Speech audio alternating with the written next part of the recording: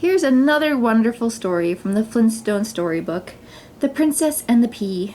Once upon a time, there was a pretty princess who had traveled a long distance from her father's kingdom. She rode in a royal coach and was accompanied by her royal guard. As she traveled through the neighboring kingdom, she saw a beautiful field of flowers. She called to her coachman to stop, wishing to pick a few flowers and to take a little rest before continuing her journey. Delighted with the bursting blooms, the princess set off into the field with her basket, while her coachman and guard waited. Before long, she wandered quite some distance from the road and well out of sight of her attendants. Suddenly, without even a whisper of warning, a terrible storm broke loose from above.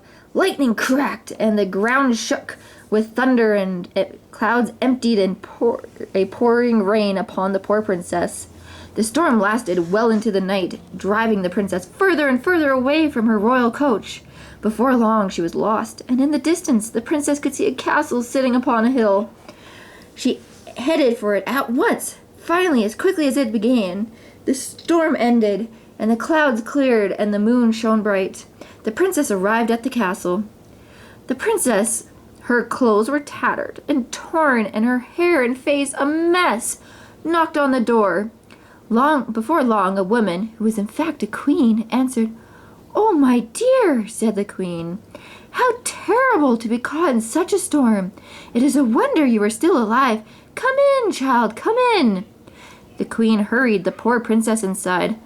"I'm sorry to bother you," said the princess, "but I was traveling in my father's royal coach and decided to stop for rest.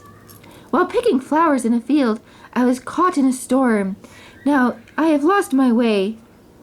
"Are you a real princess?" asked the queen, eyeing the bedraggled girl with suspicion. "Oh, yes, very much so," answered the princess, "though I can hardly say I look like one right now."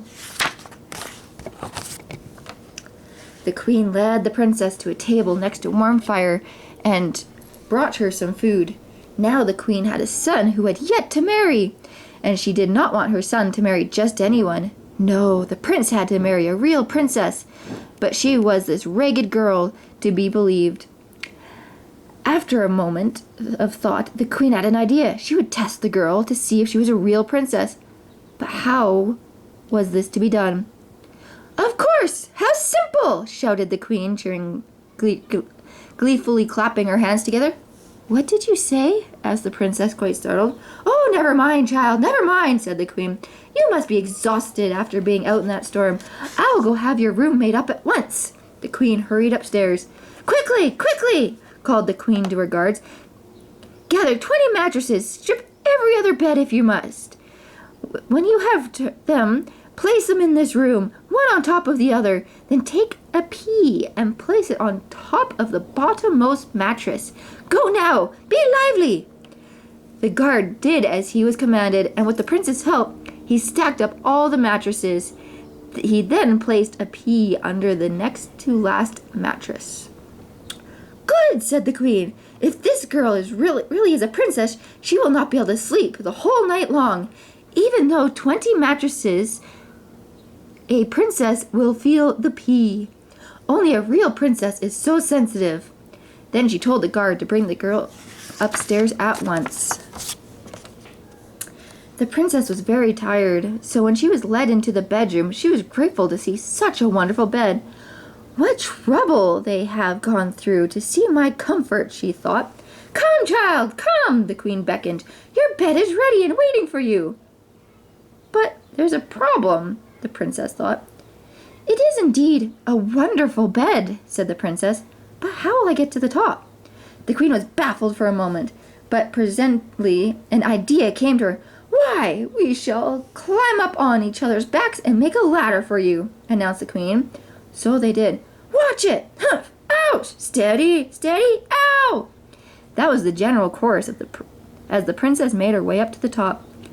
Finally, the princess was safe and secure in her bed. The three departed, sore but satisfied to let the princess sleep. But the princess couldn't sleep. Even with 19 mattresses between her and the pea, she was in discomfort. She tossed and turned and turned and tossed. She searched everywhere she could think possibly for the source of her trouble, but without success. The next morning the queen came to wake her. She found a thoroughly exhausted and miserable princess. "How did you sleep, my dear?" asked the queen. "I'm afraid not. I didn't sleep at all," said the princess with a long sigh. "Something horribly huge and lumpy was in my bed. No matter where I turned, it bruised me." "You are a real princess," said the queen happily. The queen took the princess by the hand and led her downstairs, explaining how she had been tested to see if she truly was a real princess. By the time the princess's coach had arrived at the castle, "Now that I know that you're a real princess," said the queen, "you can marry my son, the prince, and live happily ever after. Isn't that wonderful?" "No, thank you," said the princess, rubbing her bruised back. "If this is the way you treat guests, I shudder to think how you would treat a daughter-in-law. Goodbye." The princess stepped into her coach and was never seen in the kingdom again. Here are some more little fun things from the book. Little Bo Peep. Little Bo Peep has lost her sheep and doesn't know where to find them. Leave them alone and they will come home wagging their tails behind them. Little Boy Blue. Little Boy Blue, come blow your horn. The sheep's in the meadow, the cow's in the corn. Where is the boy who looks after the sheep? He's hiding under a haystack, fast asleep. Sing a song of sixpence. Sing a song of sixpence, a pocket full of rye. 24 blackbirds baked in a pie. When the pie was open, the birds began to sing, and wasn't that a dainty dish to set before the king? Mary, Mary, quite contrary. Mary, Mary, quite contrary, how does your garden grow? With silver bells and cockle shells and pretty maids all in a row.